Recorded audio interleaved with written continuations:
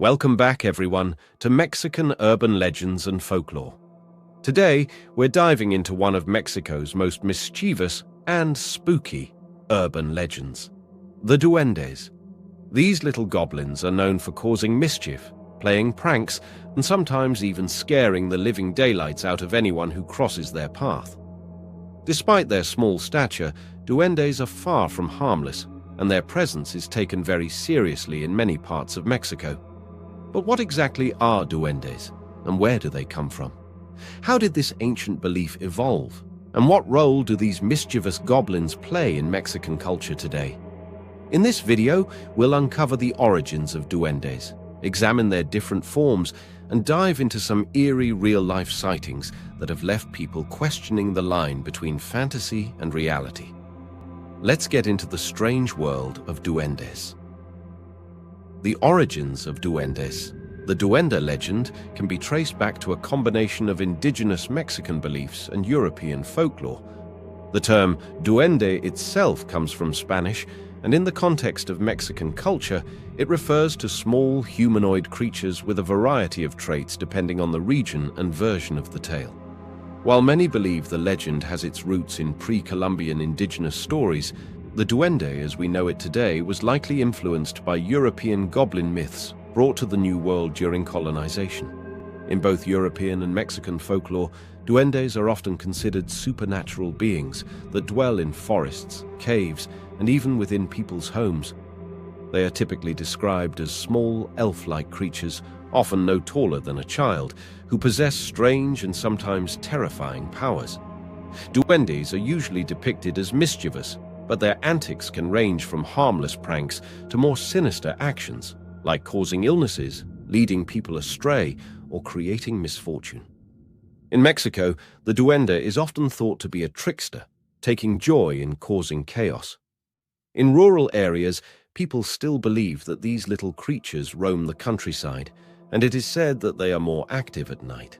The creature's ability to play pranks, steal things, and even abduct children is a key part of their reputation. For this reason, many parents use duendes as a cautionary tale to keep children in line. Different types of duendes. Though duendes are generally described as small goblins or elves, there are various regional versions of the creature that differ in behavior, appearance, and purpose. Some are seen as more benevolent, while others are downright terrifying. Let's take a look at a few of the most well-known types of duendes found throughout Mexico. 1. El Duende Malo, the evil goblin. One of the most infamous duendes is El Duende Malo, or the evil goblin. This version of the duende is said to be malicious, terrorizing families by making noise in the night, stealing food, and sometimes even causing harm to people. El Duende Malo is often described as a small, dark figure with glowing red eyes and a twisted, deformed face. It is believed that this type of duende lurks in homes, especially in the rural areas, waiting for an opportunity to strike fear into its victims. Some stories suggest that El Duende Malo has the ability to lead children into the woods or remote areas where they can easily become lost. In other versions of the legend, it is said that the Duende Malo can possess people, especially children, making them act out of character or become ill. 2. El Duende Bueno, the good goblin. Not all duendes are evil. In some parts of Mexico, there is a belief in El Duende Bueno, or the good goblin. Unlike its darker counterpart, El Duende Bueno is seen as a helpful spirit that protects families, especially children. It is said that this duende brings good luck and will often look out for people who are kind and respectful. In some stories, El Duende Bueno helps people find lost items or guides them out of dangerous situations. This version of the duende is often depicted as a small elderly figure wearing a hat and carrying a staff. Though it may not be as frightening as the Duende Malo, it is still considered a supernatural entity that demands respect. People who live in areas where El Duende Bueno is believed to reside sometimes leave small offerings, such as food or trinkets, in hopes of gaining the goblin's favor. 3. El Duende de los Bosques, the forest goblin. Another version of the duende is the Duende de los Bosques, or the forest goblin. This duende is said to reside deep within Mexico's forests, hiding in caves or under large rocks. People who venture into the woods have reported strange sounds, like laughter or whispering voices, believed to come from these goblins. El Duende de los Bosques is typically described as being wild and untamed, with a more animalistic nature compared to the other types of duendes. While El Duende de los Bosques is not necessarily malevolent, it is still dangerous to approach. Some believe that these goblins can cause people to become lost in the woods, creating a sense of disorientation that leads travelers astray. In some cases, it is said that the duende can cause illness or even death if angered.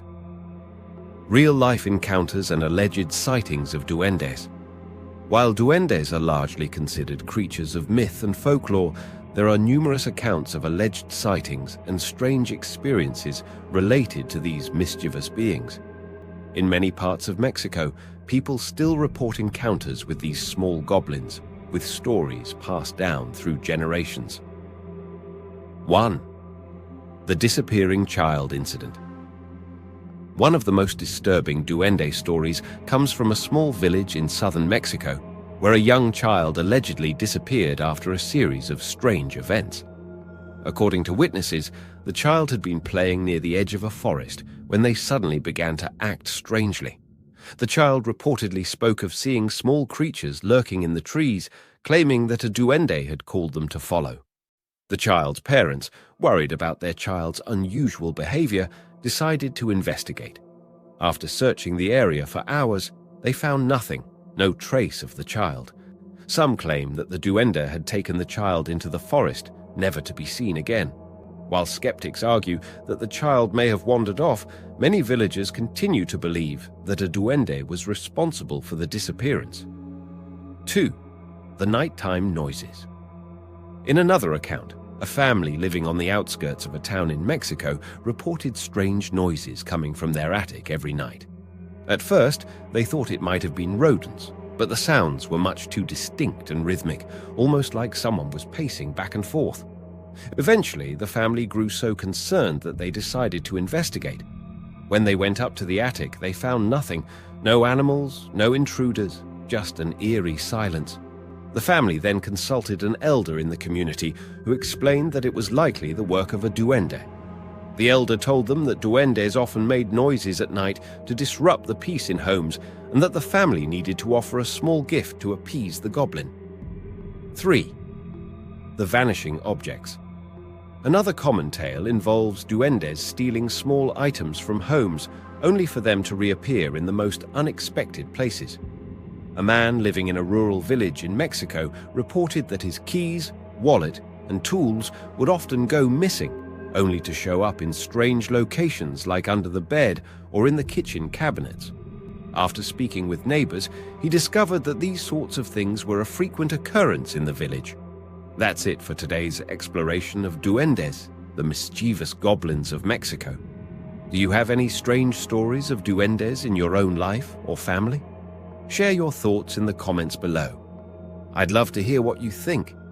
If you enjoyed this video, make sure to like, subscribe, and hit the notification bell so you never miss an exciting new tale from Mexican folklore.